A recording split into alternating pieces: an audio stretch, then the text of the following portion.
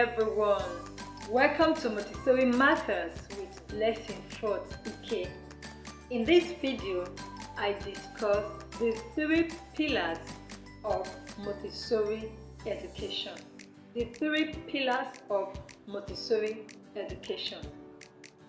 The Montessori method of teaching and learning has attracted a lot of people who desire an alternative to the traditional way of teaching and learning.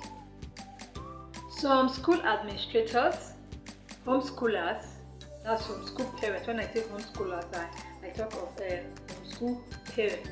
They use the Montessori principles, the Montessori practices alongside other educational programs, other learning programs. Often I get questions like, how do I kickstart to use the Montessori method of teaching and learning? How do I learn the Montessori method? What do I do? What are the fundamentals of the Montessori method of teaching and learning? Hence, I decided to discuss this topic in this video, the 3 pillars of the Montessori method of education. The first pillar is the prepared environment.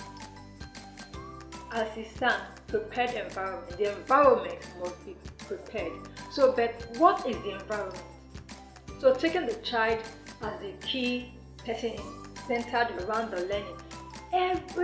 Any external factors within the child's environment is the environment. This includes the teacher, that's the adult, might be the parents, might be the teacher, the adult within the environment, the siblings or the pupils within the child's environment. All the external influences, it might be the materials, it might be the ambience of the environment.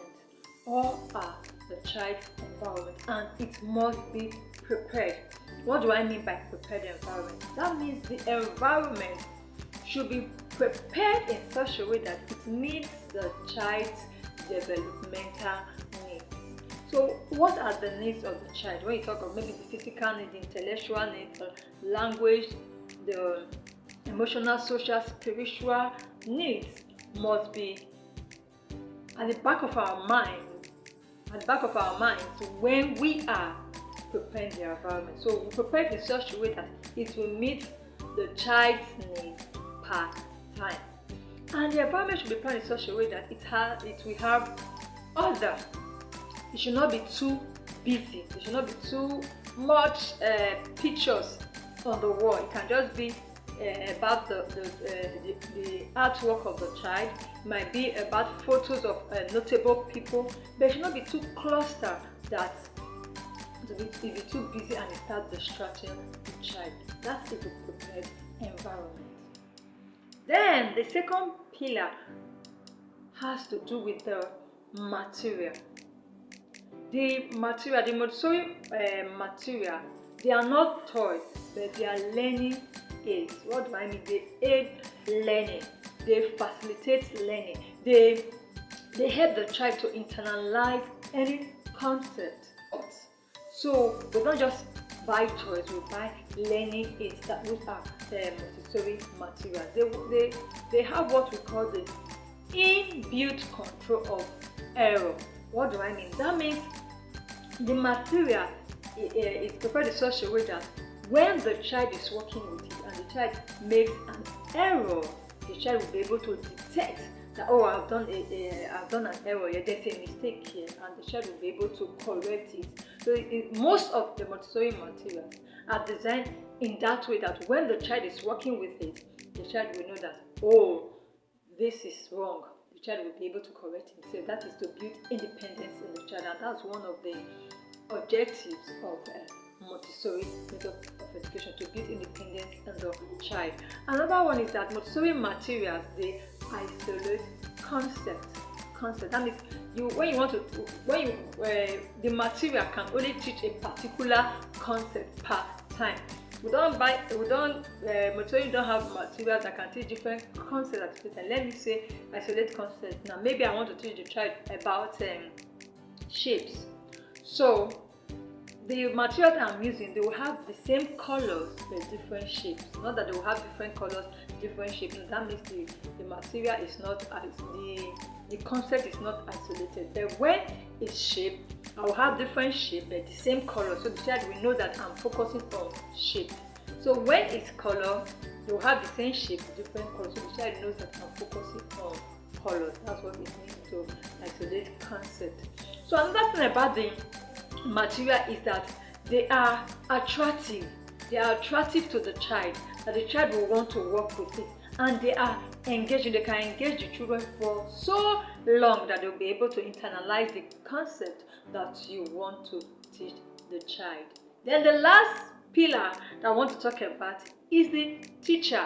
When I say the teacher, I'm talking about the adult within the child's environment. It might be the parents that are trying to homeschool the child. It might be the teacher in the child's environment. We say the teacher is a dynamic link between the environment and the child. And when I'm talking about the environment, now that means the people in the environment and the materials, the Montessori materials within the environment. In Montessori, we don't call them teachers, we call them directors. Why? Because they want us to always remember that we are not to master over the child, we are not to lord it over the child, we are to direct the children, we are to direct their attention, we are to direct the things, the activities that they do, so they can be able to bring out their potential, so that they'll be able to develop every area of their of themselves, and they will be independent as time goes on in their learning. So when you talk about the Montessori method, these three pillars are very important: the prepared environment, the teacher, and the materials. Once you know how to manipulate all this, I think you are a step ahead to knowing how to use the Montessori material. I would say that the teacher, for her to be able to perform a job rightly, she must go through preparation. She must prepare herself internally and externally. She must prepare her emotions. She must prepare her behavior. If there's any behavior that is not good, that know that we will not help the child's learning, she ought to work for herself. She ought to be knowledgeable about the child. That means she must understand child psychology. It's very important. And she must understand the Montessori philosophy. She must understand the Montessori principles. She must understand how to use the Montessori material, so that she can actually build a dynamic link between the child and the environment and the materials. You understand? Because if she doesn't understand the Montessori philosophy, she doesn't understand the child, there's no way she will know the needs of the child and know how to link the child with the materials, with the learning aids.